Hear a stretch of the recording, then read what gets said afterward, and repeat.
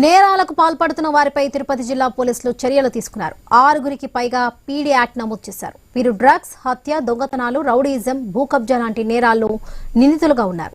శాంతి భద్రతలకు విఘాతం కలిగిస్తున్న వారిపై కఠిన చర్యలు తీసుకుంటామని హెచ్చరించారు ఎస్పీ సుబ్బారాయుడు. ల్యాండ్ గ్రాబింగ్ చేసే వాళ్లపై కూడా పీడీ యాక్ట్ పెడతామన్నారు ఎస్పీ. రిపీటెడ్గా అఫెన్సెస్లో ఇన్వాల్వ్ అవుతూ శాంతి భద్రతలకు విఘాతం కలిగించే పర్సన్స్ని ఐడెంటిఫై చేసి ఇప్పుడు 6 మెంబర్స్ పై పీడీ యాక్ట్ నమోదు చేయడం జరిగింది. అందులో ముఖ్యంగా గాంజా, బాడీలీ అఫెన్సెస్, థెఫ్ట్స్, తర్వాత రిపీటెడ్గా మర్డర్స్ లాంటి బాడీలీ అఫెన్సెస్ ఇన్వాల్వ్ అవ్వడం, గాంజాలో రిపీటెడ్గా ఇన్వాల్వ్ అవ్వడం, పోక్సో లాంటి కేసెస్లో ఇన్వాల్వ్ అవ్వడం, వీరందరినీ ఐడెంటిఫై చేసి ఇప్పుడు ఒక 6 మెంబర్స్ని పీడీ యాక్ట్లో లోపలికి పంపడం జరిగింది.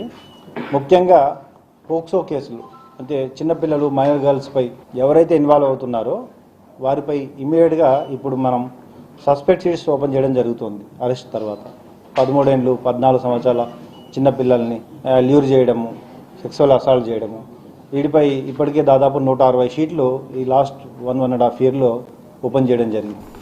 గత